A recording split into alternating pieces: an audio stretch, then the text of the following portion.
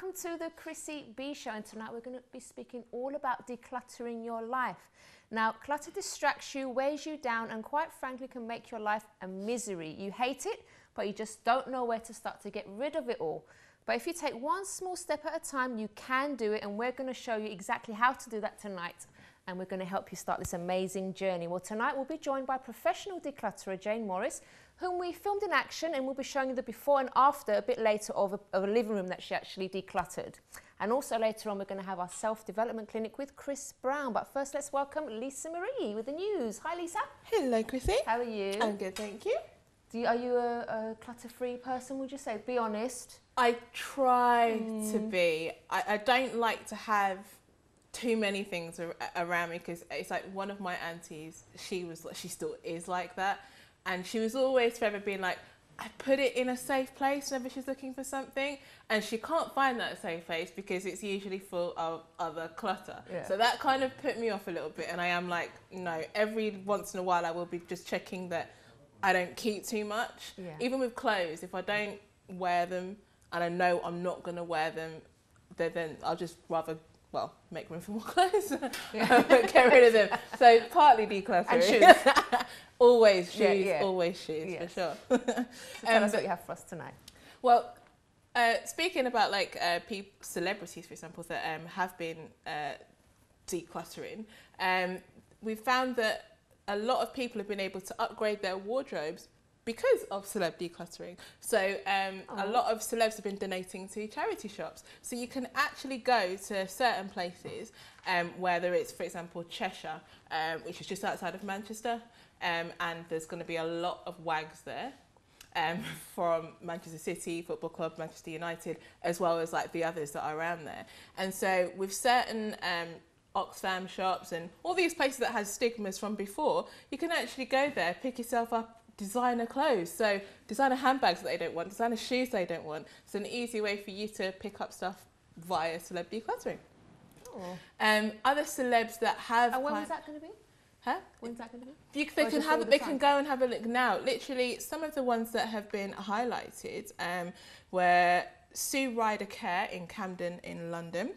I shouldn't have asked you this on air, should I? It's all, well, this was an article, it was out there, so it's nothing I'm saying that's a hidden secret. So they're saying that obviously, you know, there are lots of famous like Camden girls, and we knew that Amy Winehouse, for example, used to be around there.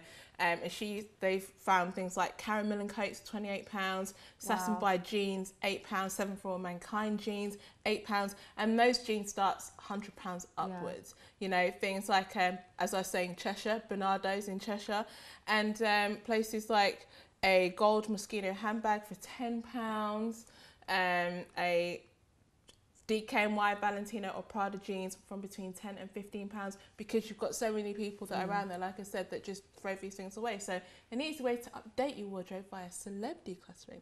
But some other celebs that have jumped on the decluttering bandwagon had like Oprah Winfrey. We know this woman has money for days. Obviously, billionaire, has her own network, and she came to realisation when she said this about 13 years ago, she was on trial. Luckily, she won.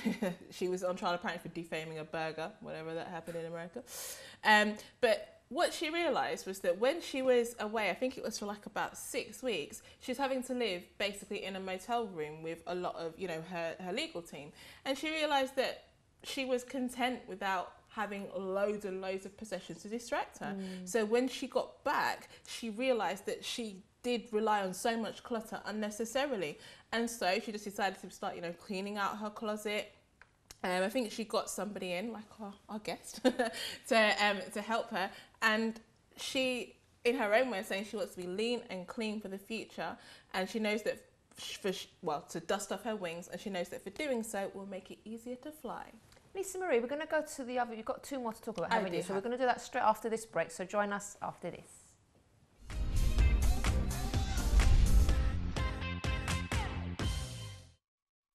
Don't forget to subscribe to the Chrissy B Show, always aiming to show you the happier side of life. You can find us on YouTube, Facebook and Twitter.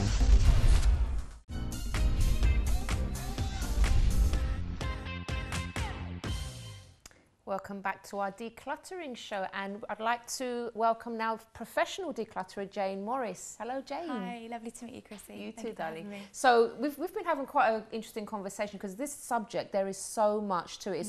It's not just about decluttering and making the place look tidy. There's so many other things linked to it, like emotional things. Yeah. It's just huge subject. I was just telling her we need to do more about this in another show. What did you think about what Lisa Marie was saying about Oprah? Well, it's interesting because I think the big thing with clutter is we always think we're going to need whatever the thing is that we're hanging on to, and as Oprah sort of discovered, there was this sort of false belief that she needed all this extra stuff. That the reality is, I think about 80% of us wear about 20% of what's in our wardrobe, for example. You know, that is true, though. That is so true. But the same applies to most other things that we end up holding on to for a rainy day, but the rainy day never really comes. Doesn't come, does it? Gosh. Listen, we've got a couple more to speak about. I'd Yeah, like to get Jayne's comments on it. Another thing that some celebs do, I mean, especially I would say a lot of older celebs, once they've been in show business for such a long time, then they amass a great deal of things. And so Barbra Streisand, this was back in 2009, she actually did a massive auction, and in her own words, she was saying that we never really possess anything. I mean, not forever. We borrow things and then we let them go and be used and shared and enjoyed by the next generation and the next generation. So if you can't really use something anymore, even though it belonged to you for a long time and you loved it, it's great to pass it on. And so she got rid of, or she auctioned off, I should say, over 500 of her belongings, and they included costumes she wore in movies, furniture from her home, her piano, some of the things, and she put it all up for auction. And as they said in this article, uncluttering kudos to Barbra Streisand. So quite a lot there. That's a good one, because you can't take it with you, can you? I mean, what's the point? And it's true, nothing really belongs to us because we're all gonna die. Sorry to get a bit more. I'm not getting morbid or anything. We're all gonna die one day, and you can't fit it in your coffin, can you? It's true. Yeah. I mean, you know, that baby grand piano, it's not really going to be able to be carried by anyone or buried, let alone. But at least to pass it on and give to someone. Exactly, and that's what as well Paula Abdul did just last year, and she put it on eBay. Now, not just 500 items like Barbra Streisand did. Oh no. And this was for the second time, because she got rid of more things back in the end of 2011. More than 1,500 clothing items and shoes went on sale by Paula Abdul, for, you know, gladiator sandals by Alexander McQueen, and they were autographed, to any number of black and purple strappy cocktail dresses. She put a lot of signed memorabilia on there as well. So she did donate it to Make-A-Wish Foundation, but 1,500 items of clothing. I mean, well. And there was another one of, I saw Jessica Simpson, and as she put it, you know, she was cleaning out her closets. And it was closets because it was 7 of them that she was cleaning out. Her girlfriends apparently were very happy. Oh, well, some would argue that, you know, if you've got the money and you've got like lots of closets, like 7 of them, that is, what's the problem with having so many clothes? But I'm just saying, how many things can you wear at the same time? I did hear, and I couldn't find it, and I can't remember who it was for the life of me, of a celebrity who, because of the amount of clothes that they amassed, and this is not an old celebrity, and I think it was somebody either in music or a model, and they actually have an airport hanger, an aircraft hanger for their wardrobe, because they have that many. Sorry, that's ridiculous, don't you think? That is crazy. Lisa Marie, thank you very much. If you have any comments on this topic, you'd like to give us a call or email, to call 020 7686 6300. Do you keep lots of clutter, or have you cleared it all out, and how do you feel now? Give us a call, or you can email chris@chrissybshow.tv. So Jayne, why do people collect clutter in the first place? Well, there's lots of reasons, as we were chatting earlier. Our internal worlds and our external world are both sort of really intrinsically linked. So a lot of the time, if we're holding clutter in our thinking, if we've got sort of fear-based thoughts, if we worry a lot, we hold that in the way we spend our time. If we're sort of overly busy all the time in our thinking, we then end up filling our diary with too much stuff. and it manifests in physical form as well in our lives. So we end up with more than one stapler or 5 black dresses or, just things accumulate in our lives. And in your experience of decluttering people's homes, do you find, okay, I know people would obviously want their help because they've asked you for it, but do you find them a bit reluctant sometimes to get rid of stuff? Yeah, absolutely, because sometimes it can be quite a deep-rooted issue for somebody and emotionally takes them back to childhood perhaps, especially if like the older generations where they've grown up with war-based fear of not having enough food and things like that, that they then carry that into other areas of their lives and worry that if they let go of the thing they might not be able to replace it, and that leads to them then hoarding lots of things. But quite often some people can inherit clutter, inherit it from their family, so that somebody's parent passes away and they end up then having to find a home for lots of things. They find it, I know some cultures for example, they find it quite disrespectful to get rid of a dead person's things, belongings, and they think they should keep it, but then it's like, how many things you can have in your house? It's just terrible.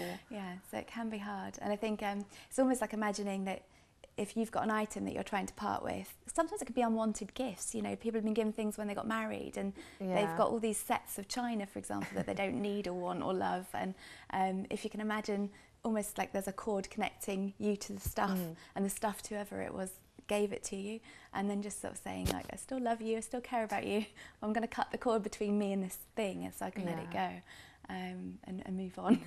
What's the worst or the most difficult job that you've come across? Well, there was a lady that I helped who had 5 rooms in her home just completely filled with clutter, and she'd held on to everything from... Oh God, how long did that take for you to weeks and weeks. Really? Yeah. Oh my gosh. It's not, for some people it's a really huge task, and they'll have stuff in storage. Their loft will be full, the garage will be full. They'll have actually paid to put things in a storage space. You were joking, Lisa Marie, about having an aircraft hangar full of stuff. I mean, that's quite extreme, but there are plenty of people in this country who've got storage spaces full of things, it's a common issue. So then that costs them a lot of money. How did you help her? Well, we had to get to the emotional issues first, and that's where I actually begin with people, is looking at what it is that's causing the person to keep the stuff. Because it's true, even if you clear everything, if they haven't dealt with what's inside they'll just start accumulating everything again. Exactly. You could give someone a brand new home, and if you haven't actually healed the issue, they'll just fill it right back up again. So you have to get there first. So I do that, and then help them then to be able to move through things quicker than they would otherwise be able to do. How does she feel once you declutter? Well, it's amazing. For me, like, helping someone through the process is a really brilliant feeling, but what's amazing is to see how the people's lives change and what comes in the place of the stuff, because it makes space for other things, so for new relationships, for career opportunities, and people's health and well-being, then for their finances, everything improves when they clear stuff out, because it's as if we're letting go of the old and we're saying, okay, there's space now for the new to come in. So it's linked to a lot of things, isn't it? Yeah, absolutely.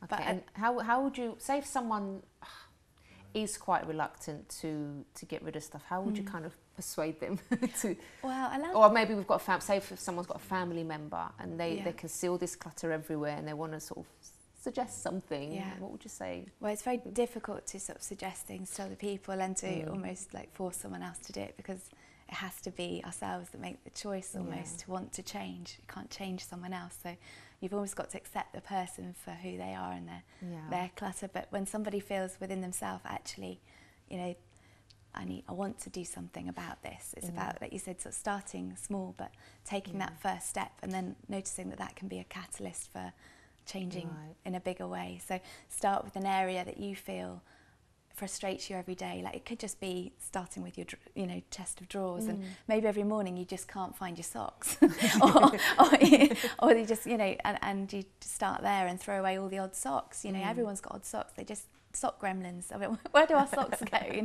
Start by throwing out all the socks that are missing, that a partner, and at least have some socks that you can find in the morning, and just build on it from there. Start small and keep it simple, and then that will inspire you to do more and more and more. Now, we actually filmed you decluttering someone's living room, so we're going to take a look at that after the break. It was quite a transformation. But if you want more information about our guest tonight, Jayne, you can go to the website chrissybshow.tv. So join us after this.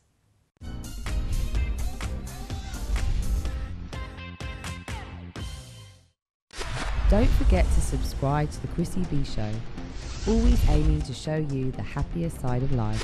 You can find us on YouTube, Facebook and Twitter.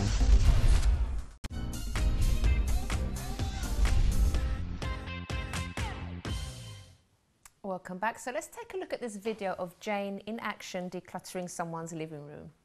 Jayne, our declutterer, is off to save someone from their clutter.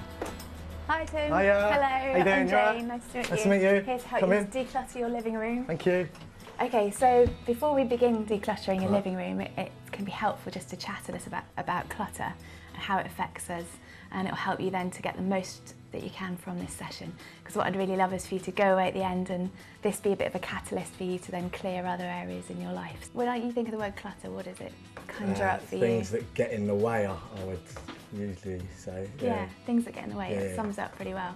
And it can be stuff like in our physical environment, but clutter we can also hold in our bodies. So we're going to be targeting the stuff today, but it will have an impact on all these other areas of your life. I can totally relate to this. Completely understand. You talk me through the different areas in your living room and what draws your attention as we focus in on your clutter. Yeah, well, some of this is actually my flatmates, so a lot of this stuff is actually my flatmates. I think that's one of the problems. Yeah, all right. Shared environment. What is this? This is a bar. Right. Really? Is it? It's an old computer that nobody uses. We can see that. It's DVDs. Okay. Someone likes to stay in and watch TV. Yeah. A lot. That's it, and other old batteries and things that are thrown in there. Aw, little rubber duckies. Quack, quack. Originally bookshelves that have become shelves for all kinds of rubbish. So first, if we get rid of everything that is just rubbish, so like old newspapers,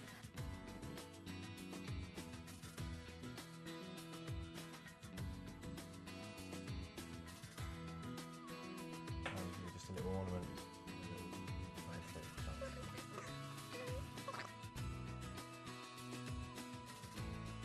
Sort them out.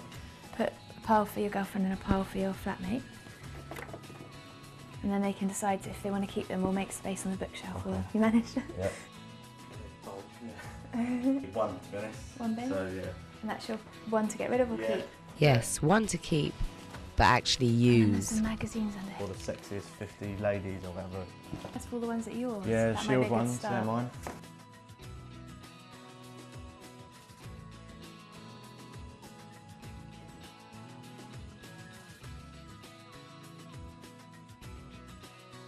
To actually store the glasses. Yeah, that's why until... they'd be better off Yeah. stored in the kitchen. There's one other one Yes, to I put think in. those As glasses you do it, might be you can see better off if out of that there's anything overflowing that's chest of clutter. books, Tim.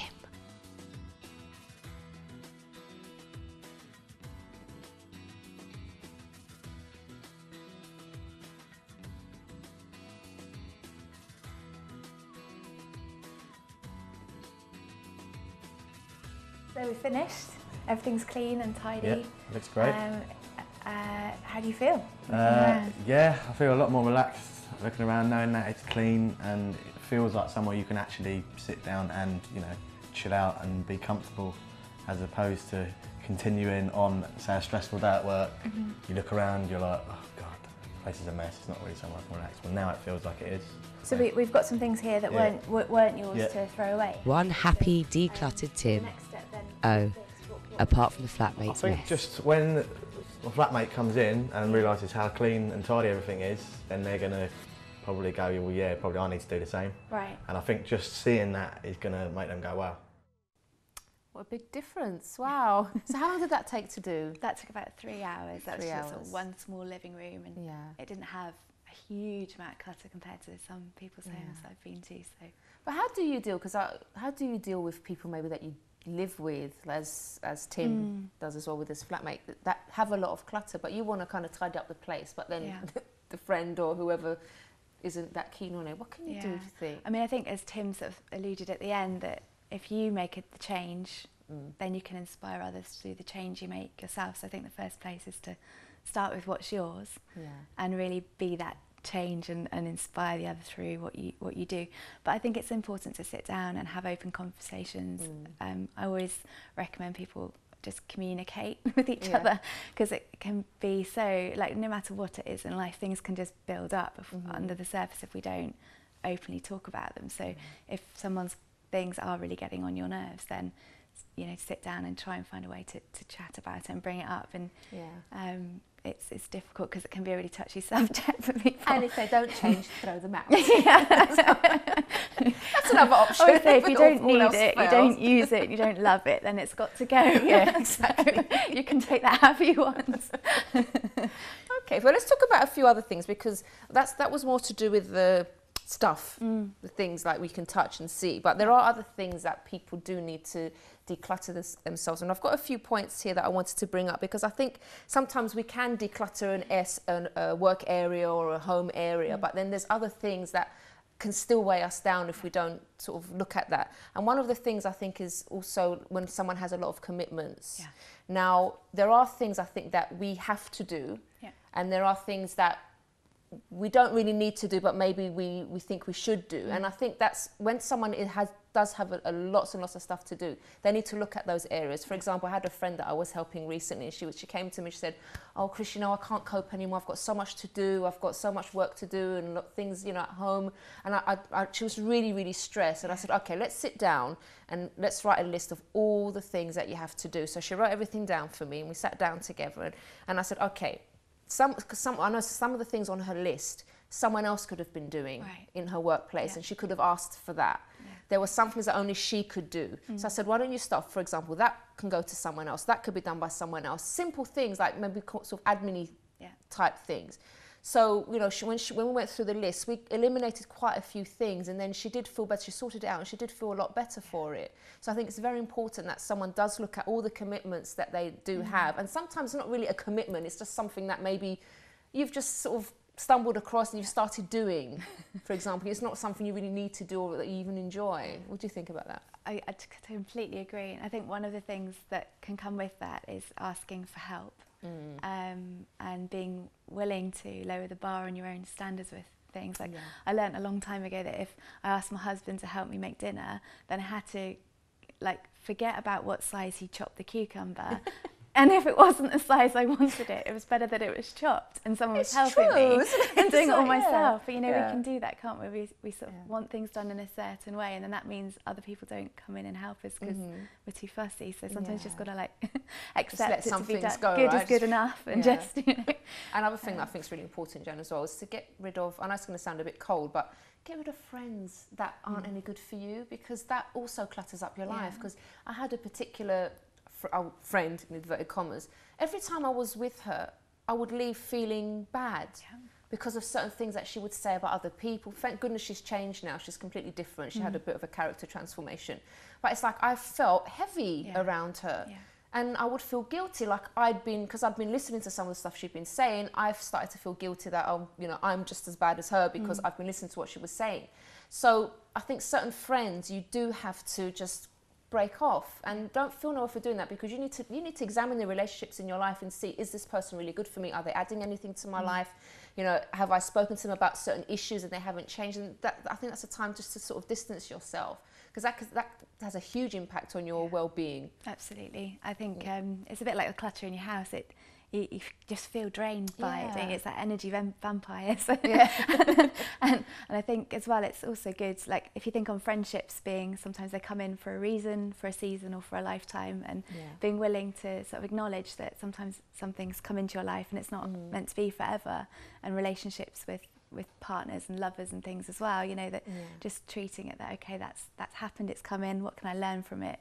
And letting it go. And I always say to people to let go of the relationship by clearing out the stuff associated with it too. We were talking about before, isn't it? Tell us more about that. Well, a lot of people will, through working with us, say, I really want to attract a new partner into my life, and quite often there'll be things around the home that are constantly reminding them of exes, or they'll still have love letters and photos and gifts, and I always say to them, that's the one place you need to start, is clear out anything that's so relating to that, to make that space for the new relationship to come in. It's almost like a new person can feel it otherwise, and they don't come near, because it's like, this person's already taken. I had a family member actually that when she broke up with someone, she replaced all her bedding and stuff. She didn't feel right sort of another relationship, and then she's got the same bedding and stuff. So that was her way of kind of clearing everything out. I think we've got time for one more.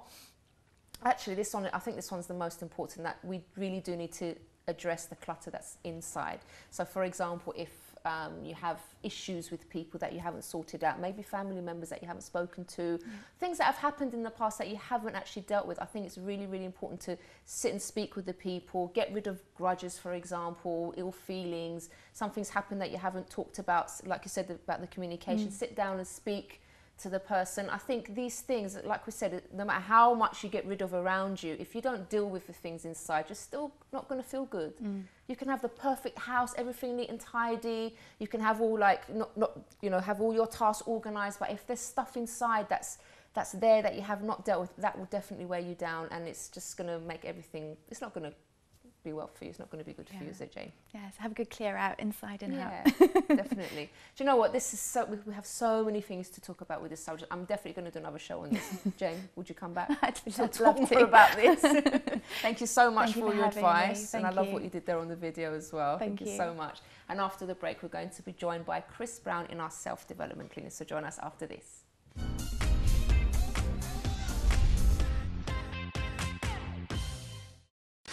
Don't forget to subscribe to the Chrissy B Show, always aiming to show you the happier side of life. You can find us on YouTube, Facebook and Twitter.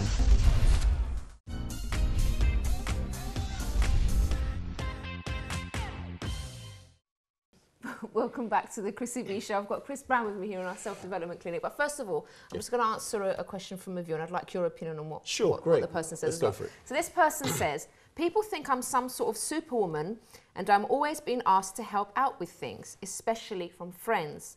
Sometimes I feel so stressed and very tired that I just want to scream or disappear for a few weeks. What would Chrissy do? Now, the fact that people are actually coming to you is a good sign, because it shows that you're reliable. So that's a good, characteristic to have about yourself. But I think also when someone constantly says yes to everything that people ask them to do, I think it points to some kind of insecurity within yourself, because maybe you're afraid of saying no to people because of what they might think about you. So I think there's an insecurity there that you don't want to disappoint people, and that needs to be addressed. Now, if you don't start saying no politely to people, you are going to explode one day, and people that maybe will think that you're very calm and very nice, they're going to get a shock. So this is something that you need to deal with, I think, very, very urgently. And also, I think I've taken a few notes here, because there was quite a few things that came up from this question. If you're saying yes on the outside, but inside, in reality, you're actually saying no, you don't actually want to do that, then that is kind of dishonest, I think, in my opinion, and that could actually lead you to feel bad about yourself as well. On the other hand, I know there's some people that just love to help people all the time, and they love saying yes, and they really genuinely want to help the person. That's the different matter. But if inside what you mean is no, then that's also going to cause you to feel guilty about things and even more stressed. And I would say, don't be afraid to say no. You can do it in a nice way. So you can say to them, look, I really would love to help you with this, but right now I've got way too much on my plate and I really can't help you with this at this particular moment in time. And you know what? People will get used to you saying no, and they're going to get used to your schedule. I had to do that once, because I was always asked to do things, and I just had so much on my plate. I started to feel really stressed, and I started to say no to a lot of things that were coming. And in the end, people just stopped asking me. And it's not that I don't want to help people. Obviously, if you have the time to help people, by all means go for it. But if you really don't have the time and it's putting a strain on your life, on your relationships, then politely say no, and it's fine to do that. It's okay. What do you think, Chris? I totally agree. The fact that people are actually coming to her, they respect and value her opinions. So obviously she's been very good at it in the past. Yeah. But when it comes to the point of being a crutch for everybody, they lean on you, but they haven't actually thought about you as well. They haven't thought how much they bring to you all the time and drain you out. So I think you're completely right. She just doesn't have to say no. That's all. And if she does get into it, it's good. It's good. It's been decisive and making a decision. Yes, at the end of the day. Okay. So what are we going to talk about, Chris, today? Okay, good for you or not. Good for you or not. Much to do, carrying on from what we was talking about decluttering, which I thought was brilliant, and I thought about my 1,001 suits and all my hundreds of shoes that I got to kick out, when Lisa was talking about, I thought, do an auction. Got to go home. Yeah, do an auction. Yeah, Chris Brown auction, that would be cool. Right, okay, well, what I was talking about, carrying on from what you said about relationships and friendships. Yeah. And one of the areas is, every now and then, I remember it's a relative of ours says that at the end of the year, she evaluates everyone and goes through a diary and see who's the friends and who's not. And when I first heard, I thought, well, that's a bit harsh, but I looked at it and I thought it's pretty good at the end of the day, doing an evaluation and working out, because friends are important. Yeah. They are important to have friends around you, someone talk to, someone confide in as well, but there's got to be a balance along the way. So we do have to evaluate. You think about all the numbers that you've got in your phone, and you think, well, you look at the end of the year, you just keep adding more numbers, but how many of them do you actually speak to all the time? You know, and who are real friends at the end of the day? Who's for you? Sadly to say, it's against you as well. Because you mentioned something earlier on. And one of the areas I was going to mention is this. Sometimes people are good friends, and I'll ask you the question, do you think that good friends make good business partners as well? You know, oh, that's kind of a tricky one. Yeah, it's a funny one, isn't it? It's really tricky, because the thing about it is you may be good friends, but it doesn't mean you're going to make a great business partner at the same time. But the way of working it out, I was having a word outside for, and it's a case of if you're good friends and you can resolve issues when it goes wrong and you can tell each other things, then you are onto a good thing. That would make a good business partner. If you're not, it's not the place to be. If you can't resolve that, then you're going into business with that person. You need to think about it at the same time. Keep your friend as your friend and your business partners as your business partners, because you don't want to ruin a friendship at the end of the day. Right? And I think you have to be specific about what a friend is, because sometimes people are so obsessed, especially on Facebook.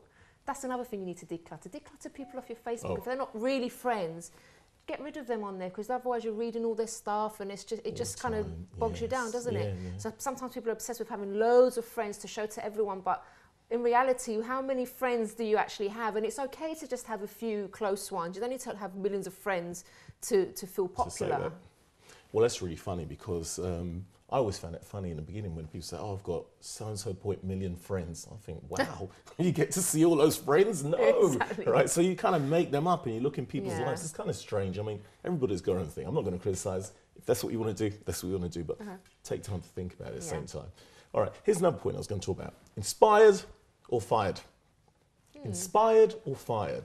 Think about it. You mentioned this, actually, you touched on it. Sometimes you've got friends around you that really inspire you. You sit down, you have a chat with them, and you leave them thinking, hey, this is great. I'm going to go and do this. Can't wait to meet up again and chat and cheer. Yeah. And then sometimes you get friends, let's say, just like being fired. You walk away and you feel a bit heavy burdened. And you're thinking, well, hang on, because sometimes you're drained as well. And you've got to work out in that evaluation of your friends as well, who's being good to you or being good for you in that sense. Because if you're thinking about, well, a friend that's draining you, let's put it this way, a friend who turns around, every time you say something brilliant, they knock it down. Every time you're about to get up, they knock it down. They pull the carpet. You've got to think, well, why? Why would they be doing that to you all the time? Is that really your friend? Or is it just an issue that person themselves have got? Yeah. Now, back to the same business. You're not going to go into business with something like that as well. Imagine you've got a great creative idea and you think you're doing this. Yeah, and every time they're knocking it. So inspired or fired, you've got to work it out. You've got to work out in life. With the friendship, and it's completely gone out of my head. I was going to say something very interesting, but it's gone, Chris. It's just waiting. Oh, it was a really good point, and I can't remember what it was. What's that, inspired and fired? Yes, but I can't remember, and it was a really good point. Never mind, it's gone. If I remember it as you're talking, you'll jump in there, just bring it in at the same time. I hate going blank on a live show, but never mind, it happens. It happens. It goes, bye, see ya, you're on your own. Oh, I remembered. It's not to say, there we go. It's not to say, for example, we know when you were talking about a friend draining you, it's not that kind of friend, for example, that comes and vents, because I have a friend and she will come to me and she will just vent and say everything that's going on, everything. And I don't find that draining, because I do the same to her. When I need to talk to someone, I will go and do the same to her. So there's not, that isn't, I don't feel drained by that. And I'm actually happy to help her, because she's such a good friend, and I'm happy to listen to her when she's going through hard times. So I think it's important to make that point that, you know, if a friend is sort of coming to you to express herself, don't see that as like, oh God, here we go again. Right. You need to be there for each other. That's what friends do for each other. It's not always going to be, it's not always going to be like happy. I'm glad you clarified that, because when we was talking about draining, we was talking about being negative to individual and taking away your, somebody coming in and offloading and saying, that's what friends are for. You've got to be able to have ears and be a listener, be an active listener instead as well, you know, not pretend listening like, I heard what you said, you know, be an active listener. So, I'm glad you clarified that in that sense. I could think of a situation, I was talking a while ago, I remember particular friends, and it's just as much as you said then, right? And every time you was about to do something, there was a reason why you shouldn't do it. Now, if you're not strong in character, you'll start going with that, and you'll always be one step behind that person at the end of the day. And you've got to think, well, why? Why? You've got to assert yourself, realise what's going on in the situation. Sometimes emotional ties are reasons why people become dependable and codependent on somebody else. But you've got to be independent and realise who you are within this relationship and who they are in this relationship. Value the relationship, but work out who's right for you and who's not. Yeah? So we're talking about our well-being in well-being at the end of the day. So being well with the individual, well-being in yourself. So if you're well in yourself, these little things won't really interrupt your relationship if you are quite great friends with each other, right? Now, the other area we was talking about is I do care. I do care. What do I mean by that? It's sometimes you need that space. It sounds like I'm saying friends aren't good for you. Friends are great for you, right? But sometimes you need that space. And in caring about that individual, you do actually need that gap, because if you're going to go away feeling heavy, they're going to feel away heavy. Every time you're arguing about something and debate about how often does that happen, you've got to evaluate that as well at the same time. So sometimes you need space to actually look at and see how good you are for each other in that sense as friends as well. So there is a decluttering going on with that as well, and reevaluating who because just are because and you've who's known not. someone for years, or just because you've known someone since you were a child, it doesn't mean that you have to, because people change and people develop. I don't have the same friends that I did at school, for example. I know some people do, but I've changed. I'm not the same as I was like 20 years ago, say. And my friends have changed, and you know, but some now more sort of, I think people change a lot, as especially teenagers and stuff. I think now I've reached an age where, you know, I'm pretty sure about where I stand with certain things, and I know I'm going to keep certain friends that I have now. But people do change, and you shouldn't be afraid of saying, okay, well, you know, we don't actually have anything in common. And say you meet up with this person, and then you've got nothing to talk about anymore because you have nothing in common anymore. You go different directions along the way, different experiences in life. Some people who said they do have friends from childhood. I think that's great. I think that's brilliant, because that person will know you inside out, no matter what you've been through. But at the same time, we do change. And just what my last point was, is change is inevitable. It's going to keep going. It's going to keep changing. You're going to keep changing. Life is going to change. That's the one thing that you know in life is guaranteed, is change. So if you're not changing as well, and they're not changing, you've got to really think about it as well, because we're talking about growth. We're talking about growth here, and we've got to grow. And while we grow, we have different experiences. We meet different people along the way, different work environments, different things. That doesn't mean that you're saying, bye-bye, I'm going somewhere else now at the end of the day. But you'll be talking about different things as well, you know? So are you putting with at the same time? But friendships are very important. So surround yourself with positive people, you know, at the end of the day. Thank you very much, Chris Brown. Thank you. And we'll see you again next Monday, right? Next Monday. Okay, so we are going to be back again on Wednesday. I'm trying to remember the topic. What's the topic on Wednesday? So, yeah, we've got, sorry. Yes, we're going to be talking to a young lady who was a bit of a wild child, and we're going to be finding out what she used to get up to and how she changed her life around. So that'll be on Wednesday show. But if you want more information about this program, you can go to the website chrissybshow.tv. So we'll see you again next time. Bye-bye for now. I'm so excited because today we're having a spa day, aren't we, Barbara? I'm so excited. We're at Thai Square Spa in Covent Garden, and it's tucked away. It's a lovely place. But I don't know that because we haven't actually been in there yet, have we, Barbara? No, we haven't. Let me do that bit again.